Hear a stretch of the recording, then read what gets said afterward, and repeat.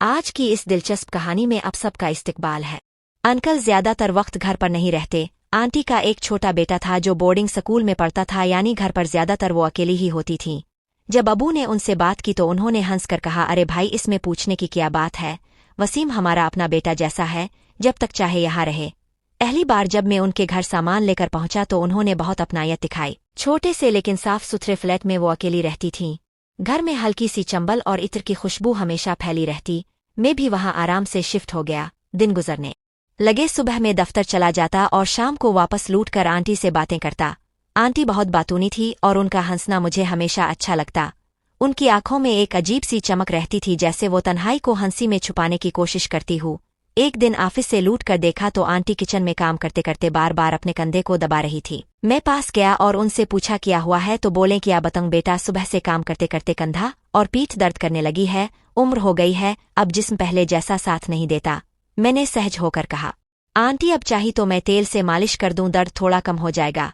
पहले तो वो जेजे कर रही थी, फिर बोले नहीं बेटा, इसकी क्या जरूरत है, तुम काम धंधे से थक कर आते हो, मैं क्यों परेशान करूं। लेकिन मैंने हंसते हुए कहा, अरे इसमें परेशान करने की क्या बात है, मैं आपको अपनी आंटी जैसा मानता हूँ, बस 5 मिनट मालिश कर दूंगा, अब बिल्कुल ठीक हो जाएंगी। आंटी थोड़ी देर खामोश रहे, फिर बोले ठीक है, अगर तुम्हें बुरा ना लगे तो जरा कंधे दबा देना। और इस शाम का मंजर आज भी मेरी यादों में बसा है। आंटी कुर्सी पर बैठे और मैं ने उनके कंधे पर हाथ रखकर उनके कंधे दबाने शुरू किए। उनकी साड़ी का प्लव सरक कर नीचे गिर गया और उनकी गिल्ली की सुर्ख जल्द हल्की हल्की चमकने लगी। मैंने आहिस्ता आहिस्ता कंधों को दबाना शुरू किया तो आंटी बोले हाँ जरा और जोर से। आंटी ने आंखें बंद करते हुए कहा, मेरे हाथ जैसे जैसे उनके कंधे से पीठ की तरफ बढ़ रहे थे, आंटी का जिस्म गीला पड़ता जा रहा था। वो शायद बहुत दिनों से किसी के सपोर्ट को तरस रही थी। उनके चेहरे पर जो सुकून था वो साफ झलक रहा था। इस दिन के बाद ये सिलसिला बढ़ गया। अक्सर आंटी मुझसे कहती, वसीम जरा कंधा दबा देना, लगता है आज फिर अकड़न हो गई है, और मैं बगैर कुछ सोचे उनकी पीठ पर हाथ रख देता। आहिस्ता आहिस्ता ये मालिश सिर्फ दर्द मिटाने का बहाना ना रही, इसमें कुछ और शामिल होने लगा। जब मैं उनके बालों के पास हथेलियां ले जाता तो उनकी सांसें गहरी हो जाती, कभी कभी उनकी उंगलियां मेरे हाथ पर टिक्की रह जाती। एक शाम तो हद ही हो गई। आंटी कमरे में अकेली बैठी थी, पंखा हल्की रफ्तार से चल रहा था। मैंने मुज़ा में कहा, आज तो आंटी बहुत थकी थकी लग रही हैं। वो हल्की सी मुस्कुराई और बोले, हाँ जिस्म ही नहीं, दिल भी थक गया है। मैंने उनकी आंखों में झांका। उन आंखों में तड़प थी जैसे कोई उनका ही बात हो। मैं खामोश रहा, लेकिन उन्होंने खुद ही कहा, जानते हो वसीम, जिंदगी कभी कभी बहुत लंबी लगती है, तन्हाई कितनी भारी होती है, कोई समझ ही नहीं पाता। मैंने उनका हाथ पकड़ लिया। वो कांप गईं लेकिन हाथ ना छुड़ाया। उनके चेहरे पर आंसुओं की नमी थी। शायद यही वो पिल था जब हमारी दूरियां कम होने लगे। इस रात उन्होंने खुद कहा, वसीम आज बहुत दर्द हो रहा है, जरा मालिश कर दो। मैंने तेल लगा कर आया और उन्होंने ब्लाउज की डोरी खोल दी। मैं चौंक गया, मगर उन्होंने सहज होकर कहा, इतनी जेजे का क्यों कर रहे हो बेटा, बस पीठ पर मालिश करनी है।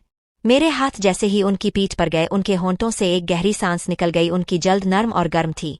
मैं आहिस्ता आहिस्ता दबाव देता रहा और वो आंखें मूंद कर कहने लगे, बस यहीं थोड़ा और नीचे।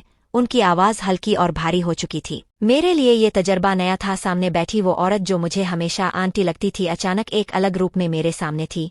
उनकी पीठ पर हाथ फेरते हुए मैंने महसूस किया कि उनकी सांसें तेज हो रही हैं। वो बार बार मेरी पकड़ को कसने लगे। इस रात हमारी बातें देर तक चली। उन्होंने कहा, वसीम मुझे नहीं पता मैं ये सब क्यों महसूस कर रही हूँ, लेकिन शायद मैं बहुत अकेली हो गई हूँ। तुम्हारे हाथ का सपोर्ट जैसे मेरे अंदर की सारी थकान दूर कर देता है। मैंने बस इतना कहा, आंटी मैं हमेशा आपके साथ हूँ। इसके बाद से हमारे दरमियान का रिश्ता और बदल गया, बल्कि दिल की तड़प को शांत करने का जरिया बन चुका था। इस रात का माहौल बाकी दिनों से बिल्कुल अलग था। मैं ऑफिस से लूटा तो आंटी बालकोनी में अकेली बैठी थी। हल्की हवा चल रही थी, लेकिन उनके चेहरे पर अजीब सी बेचैनी थी। मुझे देखते ही उन्होंने मुस्कुराने की कोशिश की, पर मुस्कान अधूरी रह गई। मैंने पूछा, क्या हुआ आंटी, तबीयत ठीक नहीं है? उन्होंने आहिस्ता से कहा, तबीयत तो ठीक है वसीम, पर दिल बहुत दारी है, आज बहुत सी यादें ताज़ा हो गई है। मैं पास बैठ गया। कुछ देर हम दोनों खामोश रहे, फिर उन्होंने मेरा हाथ थाम लिया। उनकी उंगलियों का कांपना साफ महसूस हो रहा था। वसीम अगर मैं तुमसे कुछ कहूँ तो बुरा तो नहीं मानोगे? उन्होंने मध्यम आवाज में पूछा। नहीं आंटी, अब जो चाहें कह सकती हैं। उन्होंने मेरी आंखों में झांका और कहा, तुम्हारे साथ रहते हुए लगता है जैसे मैं फिर से जी उठी हूँ। तुम्हारे हाथों का सपोर्ट, तुम्हारी मौजूदगी, ये सब मुझे वो सुकून देती है जिसकी कमी सालों से थी। मैं कुछ कहता इससे पहले ही उन्होंने मेरा हाथ अपनी पीठ पर रखा और कहा, आज एक बार फिर मालिश कर दो, शायद इससे मेरा दिल हल्का हो जाए। मैंने तेल की शीशी उठाई और आहिस्ता आहिस्ता उनके कंधे और पीठ पर हाथ फेरने लगा। इस बार आंटी की सांसें पहले से कहीं ज्यादा तेज थी। उन्होंने आंखें बंद कर ले और मेरी पकड़ को गीला ना होने दिया। बस ऐसे ही यही उनके होंठों से निकला और मेरे कानों में गूंजती रही। उनके चेहरे पर जो तड़प थी वो साफ दुख रही थी। आहिस्ता आहिस्ता उन्होंने खुद ही मेरा हाथ पकड़कर अपनी तरफ खींच लिया। हमारे दरमियान की दूरियां जैसे मिटने लगे। वो आंटी जिनके लिए मैं अब तक सिर्फ किरायादार और घर का लड़का था, अचानक एक अलग ही रूप में सामने थी। उनकी आंखों में आंसू भी थे और चाह भी। उन्होंने पस कर कहा, वसीम मुझे मत छोड़ना, मैं बहुत अकेली हूँ। इस फिल्म ने भी खुद को रोकना ठीक ना समझा। हम दोनों एक दूसरे के करीब आ गए। कमरे में सिर्फ हमारी सांसों की आवाज थी